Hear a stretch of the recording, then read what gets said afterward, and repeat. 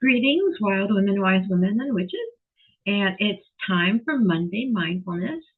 So, again, as I did last week, I am going to be pulling a card I've chosen from the Enchanted Spell Oracle, Medieval Hedge Witch Magic by Priestess Moon. This is a lovely deck. It covers various spiritual and magical concepts, and all cards have an associated member of the plant kingdom from them, which she explores, and also almost always adds some kind of spell that is associated with a particular plant as well. So today our card is, and our focus on our Monday mindfulness, let me get to the right page, is the card of Magick. And she talks about the symbolism of the card. And again, I'm going to read from the book to tell you a little bit more about this card. And then we're going to talk a little bit about some points of mindfulness for this Monday. And hopefully these will be things that will carry you through the week. So let's get going. So she has the elderflower as our plant spirit associated with our card of Magick. So let's get started. So the elderflower was one of the more useful herbal remedies in medieval times, with the flowers and leaves being found to contain anti-inflammatory, antibacterial, and antioxidant properties. And of course, that turns out to be very true. I use elderberry syrup anytime I feel like I'm coming down with something. It is a great immune booster and something I think every witch should have handy in their pharmacy, as in, Pharmacy. So let's continue. Elderflower wine is a well-known and delicious byproduct of fermenting the flowers with water, lemon juice, and yeast. The magical properties of elderflower include spell work for prosperity, health, and protection. And again, with it protecting our immune system, it's very good for personal protection. So let's take a look as she explains the symbolism of the card. The Priestess of Magick performs enchantments beneath an herb wheel containing some of the most potent Celtic sacred trees: elder, ash, ivy, oak, and willow. In her hands, she holds the berries, leaves, and flowers of the elder tree, ready to begin powerful magic with them. Beside her is the symbol of the triple goddess, a triskel representing the maiden, mother, and wise woman.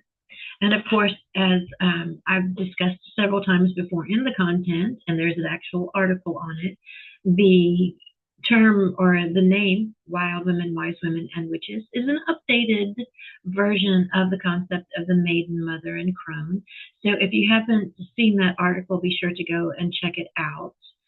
I wanted to update the nomenclature for our triple goddess so that, for instance, women who choose not to be mothers don't have such a difficult time accessing some of these concepts that really represent phases in our lives, as well as seasons of the year. So what does this card mean for divination? When the Magick card appears, it is time to stand in your power like a priestess. This card is a reminder that you are a spiritual being having a physical experience, and you can absolutely have a powerful effect on how your life works. The key words for this card are confidence, skill, and creation. This priestess is a powerful manifester, able to create the things she needs in her life using both her heart and mind and the divine powers of the universe. The Priestess of Magick has one foot in the physical world and one foot in the spiritual world, acting as a bridge between heaven and earth. There are similarities between this card and the tarot's archetypal magician. And give me just a second, I gotta let my kitty cat out. There you go. So with each of these, she has a little spell that she does, and this time it's a little elderflower potion.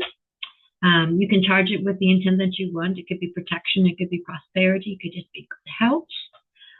So she says the fruit and flowers of the elder tree are well known for their regenerative properties. Bring a little magic into your life with this most potent potion that uses the beautiful essence of elderflowers. So she has both an alcoholic version and a mocktail version of this, and I've got one I'll add as well. So 20 milliliters of elderflower liqueur, 20 milliliters of elderflower cordial, which is non-alcoholic, and 20 milliliters of lemon juice. Pour it into a cocktail shaker filled with ice. Shake robustly and pour into a frosted glass and top with champagne. For a mocktail version, pour 30 milliliters of elderflower cordial and 20 milliliters of lemon juice into a glass filled with ice, top with sparkling water. And one of the other mocktail versions of this would just be get some elderberry syrup. And it's pretty strong. It's pretty thick, so you don't need a lot. Just a little bit of elderberry syrup, some lemon juice, and you can use Sprite or ginger ale, or even, I think 7-Up is a really good mixer for that, or sparkling water. So there's a mocktail version of that too.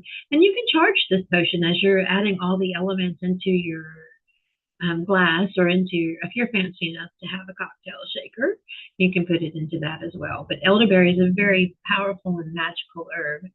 So let's talk just briefly about our magic. While magic is not the end all and answer to everything that we do, you need to allow yourself the belief that your magic is powerful.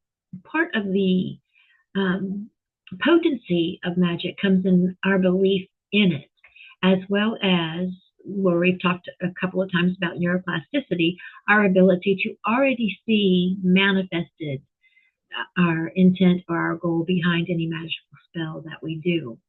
So today's mindfulness is to use your magic, to believe in your magic, to trust in your magic, to know that you are powerful, to know that you have the tools that you need to manifest change.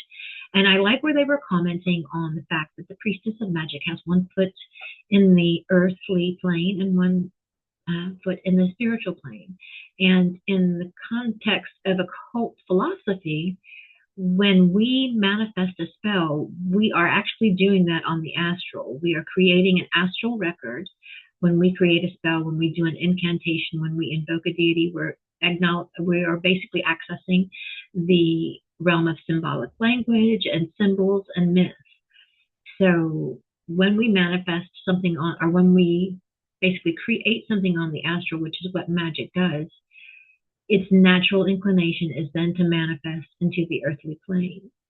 So we have one foot in the astral with our symbolic language, our mythic deities that we work with, and knowing that everything, living thing, everything that's ever been thought has an Akashic file, so to speak, and it's just waiting to manifest.